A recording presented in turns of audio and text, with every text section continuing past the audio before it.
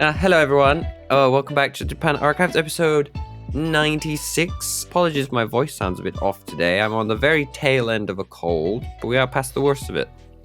So I am here because I am thoroughly enjoying being back still. You are as well, Heather. Actually, listening back to the episodes we did, I think we sound refreshed.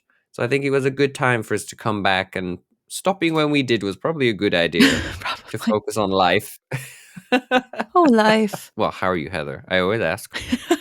I feel like I'm copying catting you. My voice is back to normal, but I had a lovely little whatever happened to me last week where I sounded like a Disney villain for a little bit and almost mildly disappointed that I don't have the villain voice because that would be hilarious, I think. So today, episode 96, I am jumping back onto the wagon of the emperors. The last time we did Emperor Sujin and the plague from his reign. Today we're going to do the next emperor, his son, which was Emperor Suinin. So, Emperor Suinin, there's quite a bit to his reign. His reign itself does have slightly different versions of you as usual. Like we talked about before, the Nihongi and the Kojiki can have varying different alternate versions. However, the emperor reigned from 29 BC to 70 AD, so we're finally crossing the 0 year. Oh, nice. Like I said, his father was the previous Emperor Sujin, who had to deal with the plague, and his mother was a woman called Mima Kihime. The emperor himself did have quite an extensive family. Now, I won't go into all of the names because there's quite a lot, but he did have in total 8 wives and concubines and 16 children during his lifetime. Again, some of these children are mentioned in both the Nihongi and the Kojiki, but some are only mentioned in one of those narratives instead. The emperor came to the throne, like I've said, in 29 BC, after being made the heir to the throne back in the 48th year of his father's reign. Now, during his reign, we have early mentionings of Korea, or the kingdoms that were there at the time, when we see a man called Sonaka Chulchi, and I'm probably butchering that name, apologies. He asked the emperor to return back to his home kingdom of Imna. The emperor sends him off with a gift of 100 pieces of soft red silk, but on his return journey, it is said that he is robbed by the kingdom of Silla, which was one of the kingdoms in Korea at the time, and that is the origins of the distrust and enmity between Japan and the kingdom of Korea in the long, long distant past. So, in the emperor's third year, a prince known as Amano Hihoko comes from Silla this time, and he brings with him gifts of 3 gems,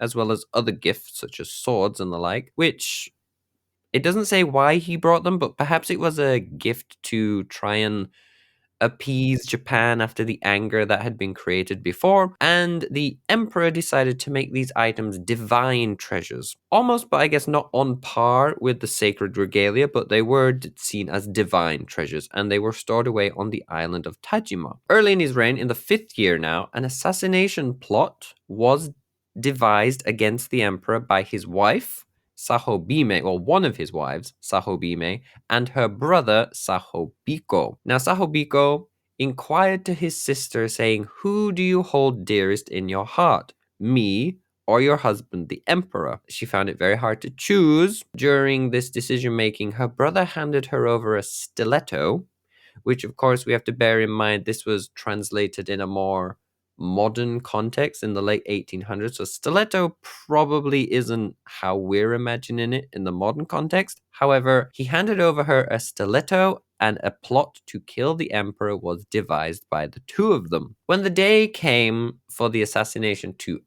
happen, the emperor was asleep at the time on his wife's knee. The wife raises the stiletto ready to kill the emperor. However, in her final moments, as she didn't really want to do it, she cried, and her tears fell onto the emperor's face, which woke him up. Due to the emperor waking up and seeing her tears, he asked her what was wrong, and so she told him of the entire assassination plot. So I'm going to read the details of the aftermath of this as it is seen in the Kojiki, as doing all versions would be, it was going to be a lot of information, and it would be a lot of information to digest in one episode. Maybe later on we could come back to specific alternate versions of the early emperors. However, if you do want to find the alternate versions, of course, everyone listening can head over to the website, historyofjapan.co.uk. In the Kojiki version, the emperor makes an attack against Sahobiko, so his brother-in-law, for attempting to take his life. And Sahobiko is said to have hidden himself away in a self-made castle. The historical context to that can be interpreted quite, well, in different ways, but a lot of people say that it was probably him pulling together a quick mound to try and defend himself from the other people. So not of like a castle how we would imagine it again in the modern context. The empress, so Sahobime, manages to escape away from the emperor and sneaks into the castle that her brother has made. And because she was still pregnant at the time with the emperor's child, he decides to temporarily halt his attack. The more I'm listening to this, it almost sounds like plot of a K-drama in some way. Like this somehow Almost, right? doesn't It's make like sense. kind of convoluted and is very illogical, but this is apparently how it went down. The child is born. In the castle? The child was born in the castle, Okay. and then it was placed outside by his wife with a decree from her saying that if the emperor believed the child to be his, now was his chance to come and claim it. So the emperor sends his men to collect the child, but he also orders them to try and recapture his wife as they were doing so. However, his wife at the time had decided to come out shoddily dressed, and prior to this, she had also shaved her head and placed it back on as a wig. So when the soldiers tried to grab her, her clothes tore and her wig came off, allowing her to flee back into the self-made castle to be with her brother again. She abandoned the baby. The emperor was enraged by this and demanded that his wife name the child. Somehow they are talking at this. Maybe they're just shouting at each other from afar. I'm not really sure. He demands that she names the child, and she chooses the name Homotsuwake, which translates as fire-possessing lord, the name coming from the fires that had been set during the fights against the castle, as it was now on fire from all the attacks. Asking again his wife, they continue their shouting over the castle walls, I guess. He asks her, how should I raise the child? And she tells him to find a foster mother and a bathing woman for him. And then after this, fighting continues and he kills his wife and brother-in-law. The end of the assassination plot. They save the day. To me, almost feels like a Monty Python sketch. It's kind of ridiculous, but again, like I said, these documents are very old, not necessarily logical, and definitely not open to too much analysis and scrutiny because they do fall apart very quickly. Yeah, I feel like there's Oh no, wait, to oh finish off the Monty oh we're Python not sketch. done. And sorry, one more sentence. And then almost bizarrely after this, they then say they decide to entertain the new baby prince by making him a canoe. Huh. They just threw that in at the end of the assassination plot there. Huh? That is part of the narrative. Ha. I mean, it's a very interesting idea of debating about how to raise their son. The assassination plot was foiled. They have this discourse still. It still cares for the wife. And he's like, how do you want me to raise your child? What do you want me to name the child? Please choose.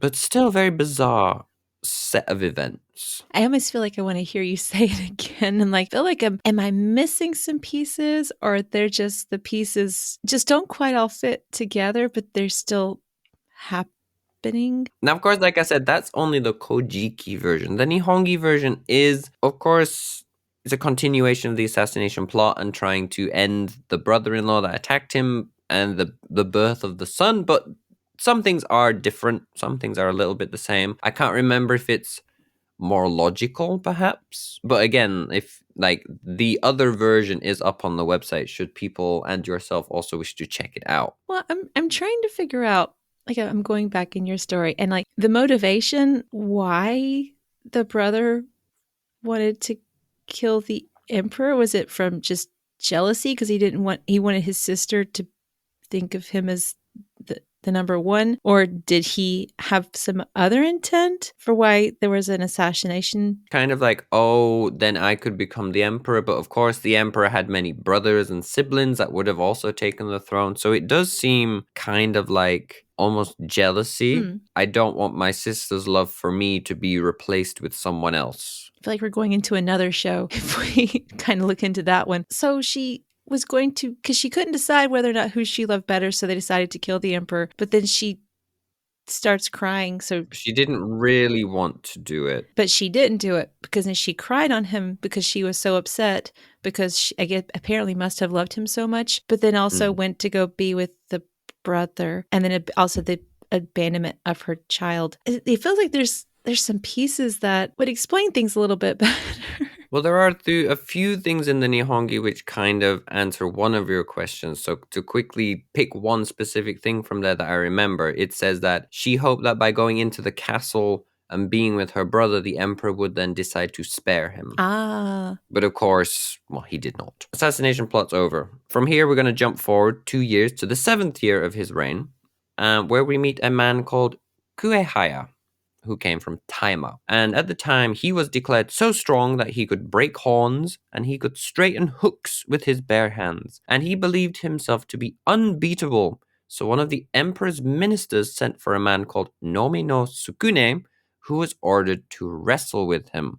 And he is a man we've mentioned before in regards to human sacrifice. Now, the two of them start their fight. They kick each other, and Kuehaya eventually is killed from a kick in the ribs and then the groin. Nomi no Sukune was then rewarded with all of the lands of the deceased man and a position at court, I guess proving that he was the strongest of the two. And this specific fight is seen historically, though it's not of modern rules, to be the origins of sumo wrestling. Ah. That small event happened. We return to the sun born from the flimes. The sun born. Oh, I just improved the story. Not the flames. I'm so sorry. Not the It flames. improved the story. I like it. Keep it. Now we return to the son born from the fire, Homotsuake, and the tale about how he learned to talk. Oh my. It said that when he became 30 years old, he still could not talk. Again, we're going to look at the Kojiki's version of this just for consistency, as we've already looked at the Kojiki version previously. At the age of 30, the prince could still not speak, and of course, many were worried. But then on one day, he saw a swan, and he suddenly exclaimed, "What is this?" Like you do. Everyone was amazed and thought, this swan right here is going to save him. It's going to make him talk forever. We need this swan. But by this point, it had flown off. So the emperor instructed a man called Yamanobe no Otaka to go and get the swan. He travels from Harima province to Ki, to Inabe, to Tamba, to Tajime, to Afumi, to Minu, to Owari, to Shinano, and eventually to Koshi province, where the swan finally comes to rest in an estuary, and the guy manages to catch the swan and brings it back. Now, rejoicing, the emperor thought that the child would now speak that he had his swan, but he didn't. So the emperor decided to go and have a sleep and have a prophetic dream. In his dream, a kami, one of the gods, came to him, saying that if you build me a shrine that looks like the abode you live in, I will help and the prince will speak. So the next day, the emperor wakes up and he goes to an oracle. He's like, who was this? Which kami spoke to me? And he was told, the kami was Okuni Nushi. And again, like, yeah, I see your face. I see it. This guy from the reign of Emperor Sujin, again, this kami is basically here kind of asking for attention, saying that I'm going to stop these bad things from happening if you do something for me. Because for Emperor Sujin, he said, I'll stop the plague for you, but first, I want you to build me a shrine. He's done the exact same thing here. He basically says, if you build me a shrine that looks like your house, which I really like, I'll make the prince speak. Why this kami wants so many shrines, why he refuses to stop bad things from happening till he gets what he wants is beyond me, because this is twice that he's done this in the span of succeeding emperor's reigns. The prince is sent with an escort to go to Okuni Nushi's main shrine, probably the one that Sujin, that his... I think you got another emperor, I guess probably. his grandfather, yeah, probably the shrine that his grandfather built all that time ago. And he goes and pays reverence to the god Okuni Nushi. And shortly after, the prince finally begins to speak. Now that the prince can speak, the emperor sends a man known as Unakami to build the shrine that the kami had requested. Which again is a bit confusing because it's kind of the opposite way that the kami was requesting it to happen. Again, I'm not gonna overly analyze that too much. Again, it's a very old document. Maybe the writers got the events mixed up in their tale. In essence, he got his shrine, the prince got to talk. Okuninushi again demanding attention and wanting temples and shrines for themselves. With the prince now speaking, the next I feel like this is just the reign of bizarre events. So we have a child now speaking. So now the emperor turns his attention to gathering 4 new women to potentially have as new wives, and they were all the daughters of Michinoushi. The daughters were called Hibasu Hime, Nubata no Iribika, Mato no Hime, and Utakori Hime. Now again, we're going to look in the Kojiki here as the Nihongi lists some different women, but in essence, once meeting these 4 women, he sends Utakori Hime and Mato Hime back because he thought they were too ugly. Oh. Rather sadly, Mato Hime then kills herself on her journey home. Her first attempt failed. She tried to hang herself from a tree. Didn't work. However, the second attempt was successful and she drowned herself because she couldn't face going home and having to tell her father, the emperor thinks I'm ugly. He sent me back. We go from bizarre and crazy and demanding kami to just cruel emperor. And kind of sad that happened. Yeah, it's just pretty mean. After this, in the records, we see a section of his reign now looking at the sacred regalia. Most reigns of the emperors, like when we did the episode a long time ago about the sacred regalia, trying to piece together its journey, there are many emperors' reigns that don't ever mention them. When it is mentioned, I won't talk about it, because we seldom see it. So his reign, we're hearing about the sacred regalia in the context of this is also the reign where the big shrine, the Ise Grand Shrine, was founded during this emperor's reign. The care of the kami Amaterasu in his reign was passed from his half-sister Toyosuke Bime, who we talked about in Sujin's episode. The care was passed from her to the emperor's now daughter Yamato Hime, through his wife Hibasu Hime, one of the 4 sisters. Yamato Hime, she goes traveling around Japan. Some records say Amaterasu themselves asked her, go around and find me a home. Eventually, she travels through Uda, into Mino, and finally into Ise, where we know the shrine is now. And here she comes to a stop at the headwaters of the Isuzu River. When she arrives here, Amaterasu communes with the princess, and the shrine is established here. And Amaterasu, again, in some records, is said to have even come down from heaven when the shrine was first constructed. After this, the sacred regalia was taken by the emperor from where it was currently being housed, and all of them were placed into the Naiku shrine in the Ise shrine at this point. Now, of course, in the modern day, they are in different areas, but during this reign, all of them were placed into the Ise Grand Shrine. Jumping now to the 28th year of his reign, it said that his brother Yamato Hiko passes away.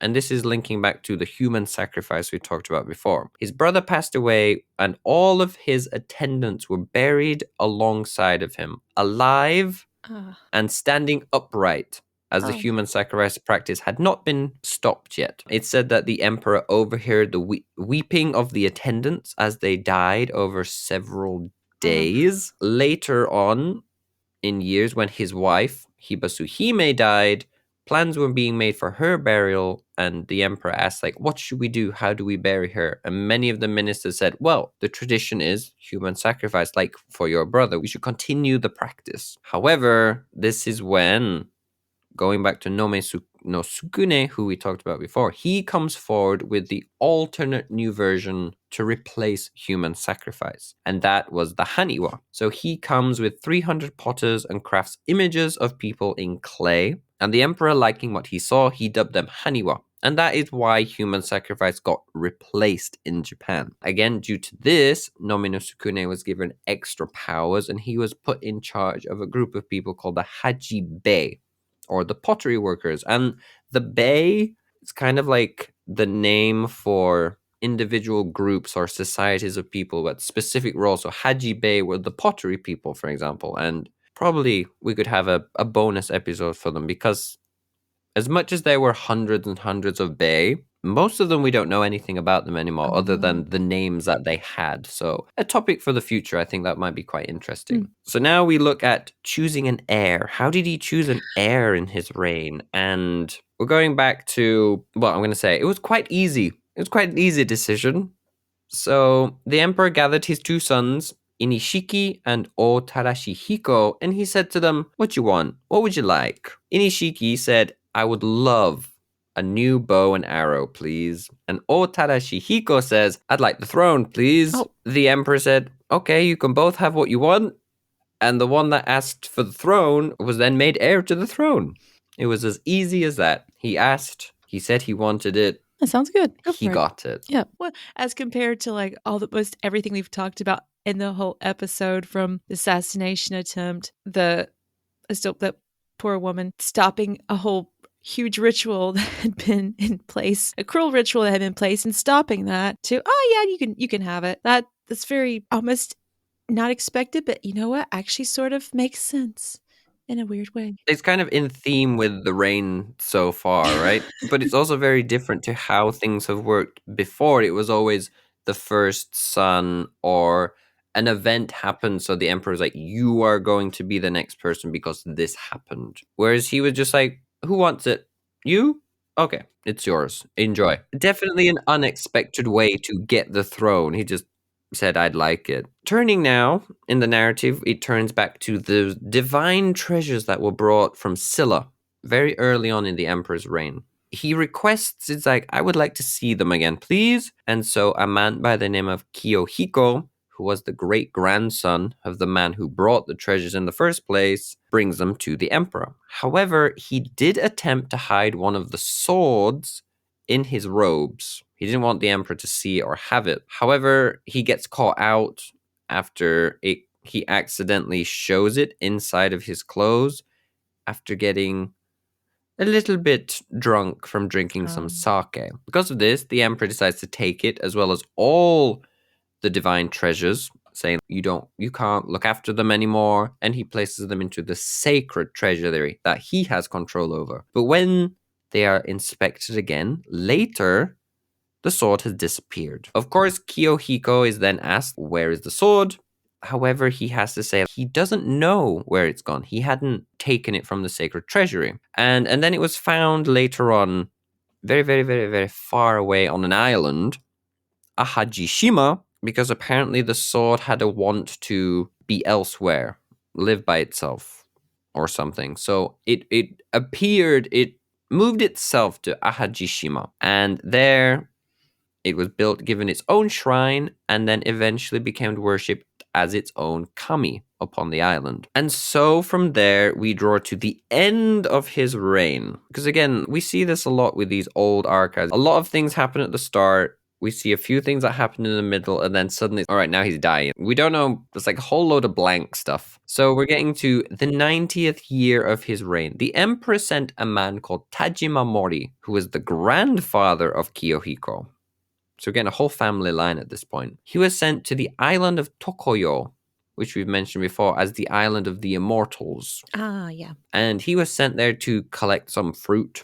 The fruit itself was called the Tachibana fruit because the emperor wanted one. Emperor, however, passed away before Tajima Mori could return, passing away in his 99th year. So the Nihongi says that he passed away on the 99th year, autumn, 7th month, 14th day, at the age of 140. The Kojiki, however, gives him a death age of 153, so 13 years older than the Nihongi. Tajima returned the following year, 1 year after the emperor's death, with the fruit. He'd actually managed to get to the island of immortals, get the fruit, and bring it back for the emperor. However, he gets back to find that his friend, the emperor, has passed away, and so at his grave, he laments, saying the following song: 10,000 ri I crossed the waves, distantly I passed over the weak water.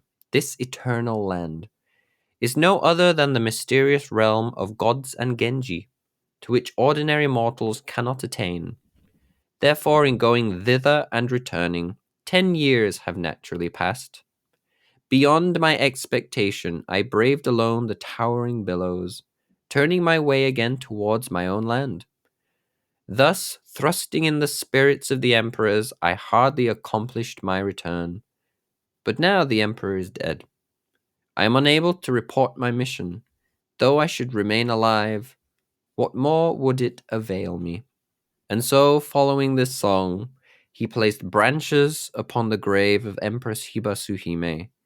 He placed the Tachibana fruit upon the grave of the emperor and passed away weeping, facing the emperor's tomb. And thus ends the records, or most of the records I have, for Emperor Suinin. Well, that was a very interesting reign. I would say so. Really interested to hear the next emperor in line after this story. So I'm looking forward to the next update or the next installment in this drama, because it really did. It felt like a drama that had some plot holes that didn't quite make sense, but yet the story moved forward and ended up with immortal fruit. Well, all I will tell you about the following reign is there's a lot of rebellion. There's rebellions to talk about in his reign. Yeah, there wasn't. And also the life of one of the more famous members of Japanese royalty, which was Yamato Takeru, the Brave, who is famous in Chiba. He has the statue in Kisarazu at the top of the hill because he crossed the bay. I have seen that one. A lot of fighting in this reign. We had one assassination We did attempt. not. I mean, we had one assassination, but the battles itself weren't really discussed in depth. It was they tried to attack, they couldn't attack because his wife entered. It was like in a makeshift castle of sorts. I feel like the fighting itself kind of replaced with the events of the birth of the prince. That was kind of like the central theme of that, actually. Yeah, the communication too. You said yelling over the castle. I mean, when you read about it at first, it's, and then the emperor asked this, and she replied, oh, okay, that makes sense. But when you think about it in context, when they're fighting each other, and they're obviously not face to face, and they obviously don't have a megaphone. I guess maybe a scroll carried by messenger, like written into a poetic form. If that's what happened, write it down. Tell me these things. But I do love all these ancient reigns. I mean, we do have to take most of it with a grain of salt, of course. There's no proof that any of these emperors really even existed. So most of the stories are probably cobbled together from old rumors or legends. And then, of course, the Nihongi, which came after the Kojiki, again was compiled by many different stories and doesn't agree with the Kojiki, which kind of proves it's all based off hearsay or what people have passed down from generation upon generation. I mean, you forget as well, in the Nihongi itself, you'll have a main passage, and then after it will say, in one writing it says, blah, blah, blah. But in another writing it says, so you can have 3 different versions within the Nihongi as well. So there's a conflict there.